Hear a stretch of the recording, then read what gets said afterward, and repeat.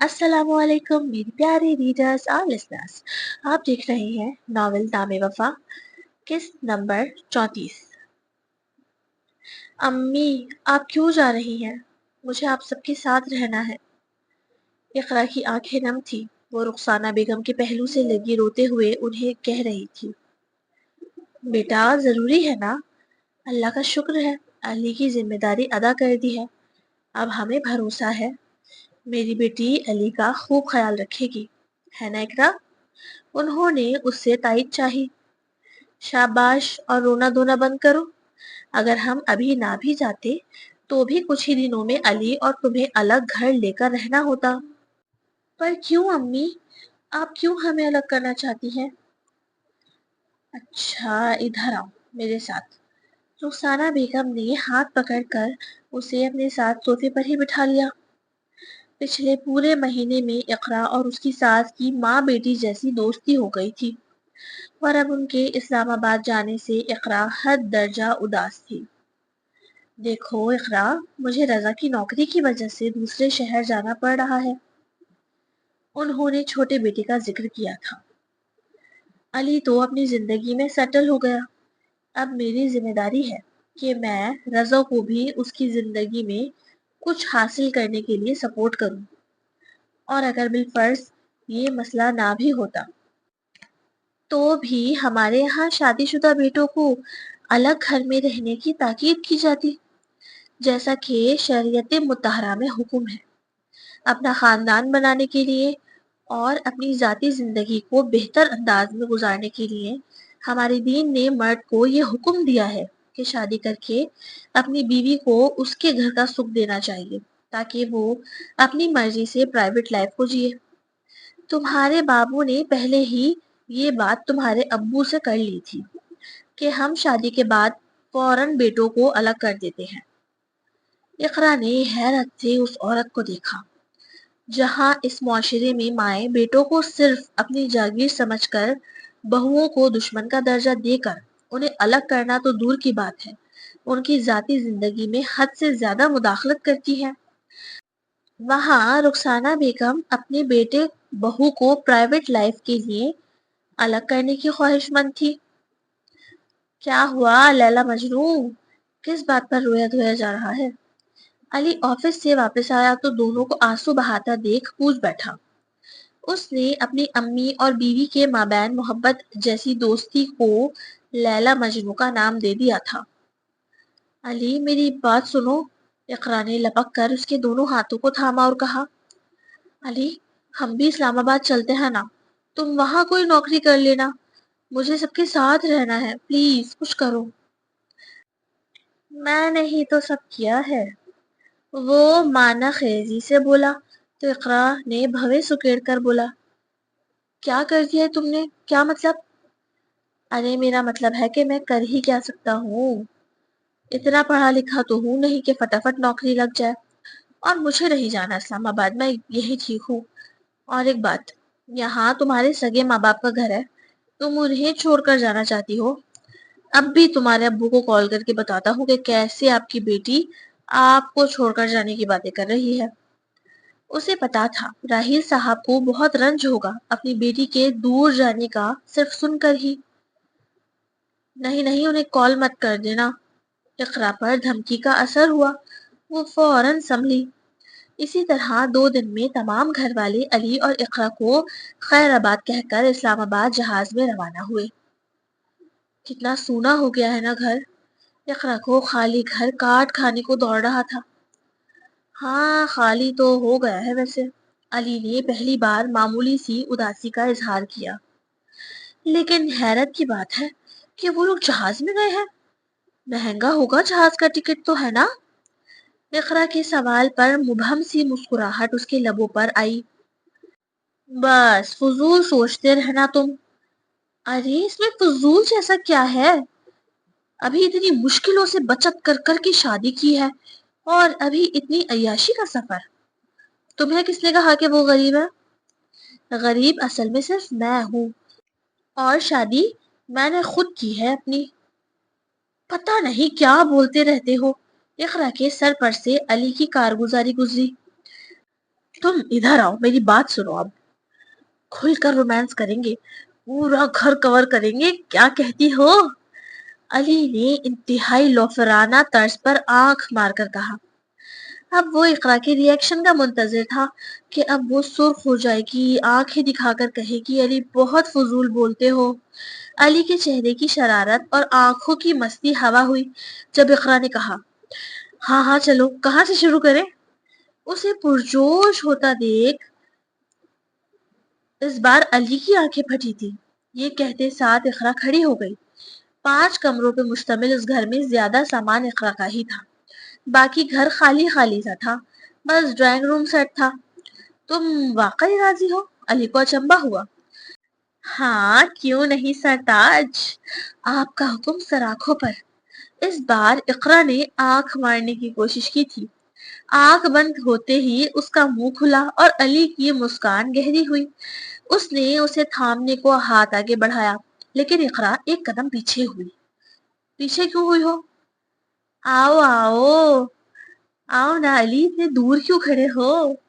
علی نے پھر اس کی جانب پیش رفت کی، لیکن اقرا نے مڑ کر تیزی سے دوڑ لگا دی۔ دھوکے باز، رک جا، ابھی بتاتا ہوں۔ اب اقرا آگے آگے دوڑ رہی تھی اور علی اس کے تعاقب میں اس کے پیچھے پیچھے گھوم رہا تھا۔ اس نے علی کی سارے گھر میں خوب دوڑ لگوائی اور پھر موقع پا کر باتھ روم میں جا کر بند ہو گئی۔ بیٹا، مرغے کی اماں کب تک خیر منائیں گی؟ آؤ گی تو باہر، میں یہی کرسی ڈال کر بیٹھا ہوں۔ علی، پیارے علی، میں مذاق کر رہی تھی۔ 2 منٹ بعد ہی اقرا کا مذاق التجا میں تبدیل ہو گیا۔ اسی طرح 2 مہینے ہنستے کھیلتے گزر گئے۔ اقرا خوشی، مسرت، سکون اور سب سے بڑھ کر ذہنی سکون کی لذت سے آشنا ہوئی۔ علی کے ساتھ گزرا ہر لمحہ اسے دنیا میں جنت کے ہونے کا گمان دیتا تھا، لیکن نہ جانے وقت ایک جیسا کیوں نہیں رہتا۔ غم دائمی نہیں ہوتا تو خوشی کا حال بھی اس سے کچھ مختلف نہیں۔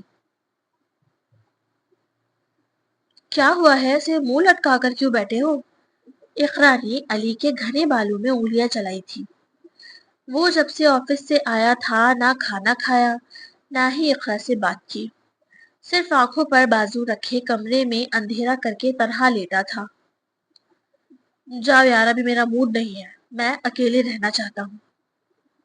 تو ہوا کیا ہے؟ کوئی پریشانی ہے تو مجھ سے شیئر کرو، میں بیوی ہوں تمہاری۔ بیوی ہو، ماں نہیں ہو جو ہر وقت باز پرس کرو گی مجھ سے۔ انسان کبھی اکیلا بھی رہنا چاہ سکتا ہے، ہر وقت سر پر سوار ہونے کی ضرورت نہیں ہے۔ میری مانو تو کچھ دنوں کے لیے اپنے گھر چلی جاؤ، مجھے سکون کی ضرورت ہے۔ علی کا لہجہ، اس کا انداز اور الفاظ سب نے اقرا کو بھونچکا کر رکھ دیا تھا۔ کیا ہو گیا ہے؟ مجھ سے کوئی غلطی ہو گئی ہے کیا؟ اس نے پھر سے نرمی سے بولا۔ ارے غلطی تو مجھ سے ہو گئی، مجھے معاف کر دو اور اپنے باپ کے گھر چلی جاؤ۔ کہا وہ چوتھی پر اسے گھر بھیجنے کو راضی نہ تھا۔ ایک دن اس کا جانا علی نے مشکل بنا دیا تھا، کال کر کر کے، اور آج وہ اسے باقاعدہ گھر سے نکل جانے کا کہہ رہا تھا۔ میں کہیں نہیں جا رہی، کیا چلی جاؤ لگا رکھا ہے؟ بتاؤ تو صحیح کہ ہوا کیا ہے؟ اقرا نے بھی اسے تنک کر بولا۔ اس سے بے وجہ کی بے رخی برداشت نہیں ہو رہی تھی۔ اس کا بس یہ کہنا تھا کہ علی نے سائڈ ٹیبل سے پڑی پانی کی بوتل اٹھا کر زمین پر زور سے پٹکی۔ اس کی وجہ سے بوتل پھٹ گئی اور دھماکے سا ارتعاش فضا میں بلند ہوا۔ اقرا کی چیخ بلند ہوئی، ساتھ میں وہ آنکھیں پھاڑے انتہائی خوف زدہ ہو کر علی کو دیکھنے لگی۔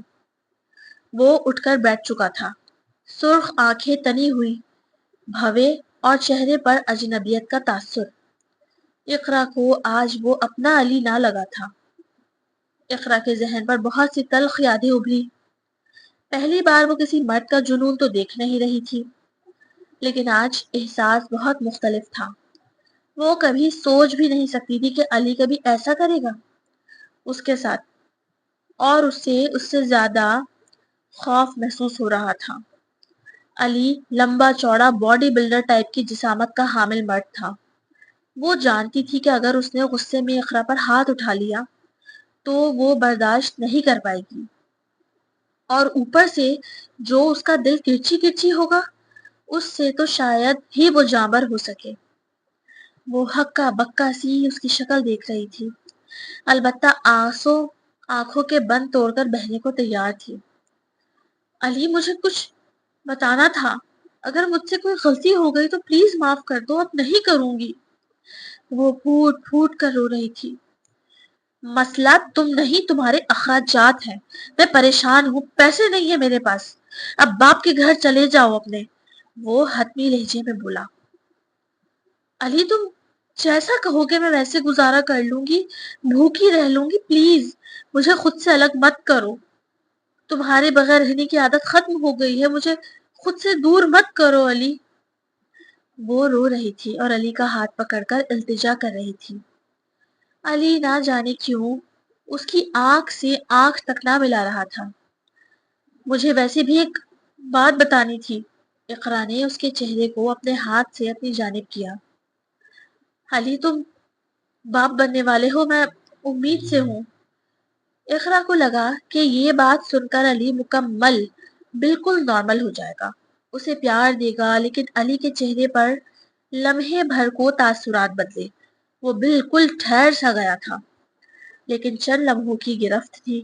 پھر سے اس نے بھویں سکیڑ کر ماتھے پر 1000 بل سجائے اور بلند آواز میں بولا، بچہ، ابھی سے بچہ، میں کہاں سے لاؤں اتنا پیسہ؟ ابھی 2 مہینے ہوئے ہیں اور تم بچہ لانے کو تیار ہو؟ اقرا، تم ابھی اپنے گھر چلی جاؤ، مجھے لگ رہا ہے میں بہت غلط کر بیٹھوں گا۔ اس نے اس انداز میں کہا کہ اقرا کا دل دہل گیا، اتنی بڑی بات اس کے لیے کوئی معنی نہیں رکھتی تھی۔ بالکل ٹھیک کہہ رہا تھا عثمان، مجھے شادی ہی نہیں کرنی چاہیے تھی، بہت برا کیا میں نے اپنے ساتھ۔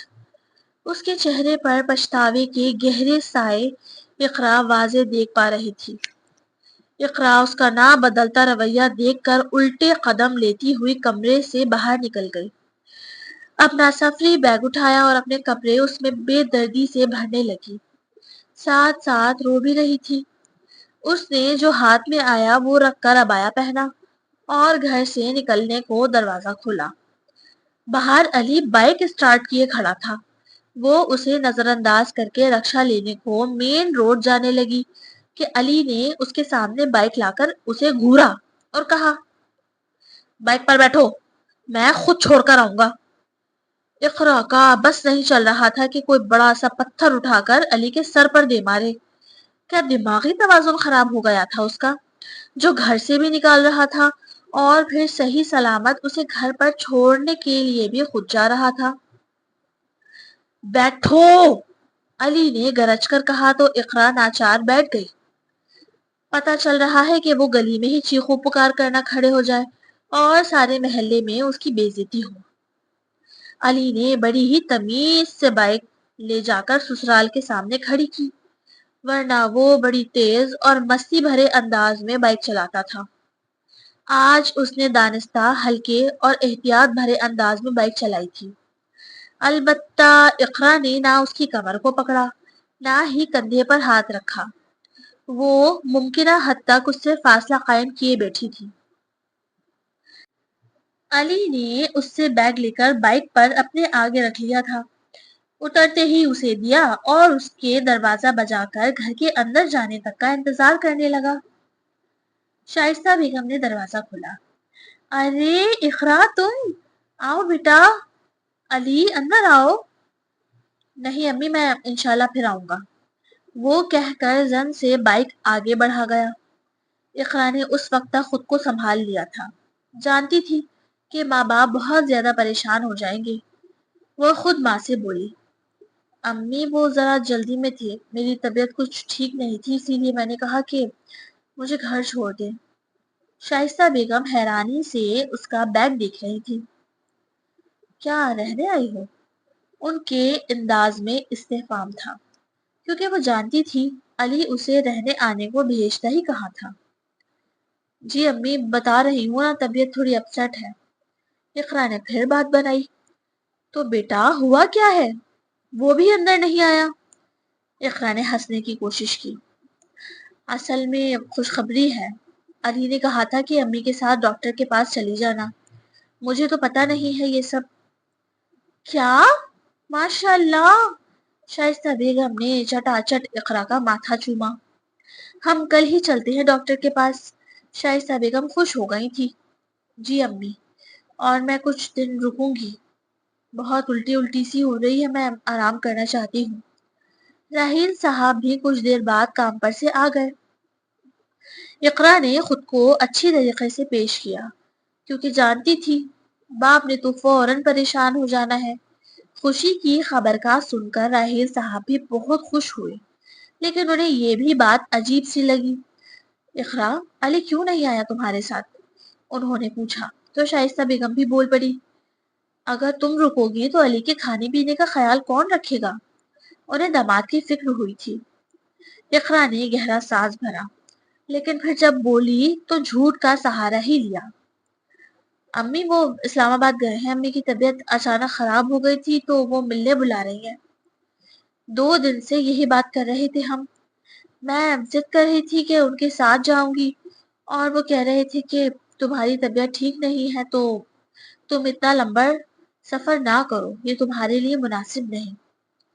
اقرا نے صاف جھوٹ بولا۔ اچھا، اللہ رحم کرے، میں فون پر ان کی طبیعت دریافت کروں گی۔ امی آپ میری طبیعت دیکھیں، ان کی تو ناٹک کی عادت ہے، بیٹوں کو پاگل بنا کر رکھتی ہے۔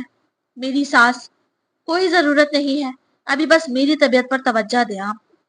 اقرا کو ماں کی اتنا نکتہ چینی پر عجیب غصہ آ رہا تھا۔ اتنی تفتیش کی بھلا کیا ضرورت؟ اقرا کا جھوٹ 1 منٹ میں پکڑا جاتا۔ شائستہ بیگم کو جی بھر کر حیرانی ہوئی کہ اقرا رخسانہ بیگم کے بارے میں اس طرح گلفشانیاں کر رہی ہے، لیکن وہ خاموش رہی۔ آپ کے کمنٹس کے منتظر۔ اللہ حافظ۔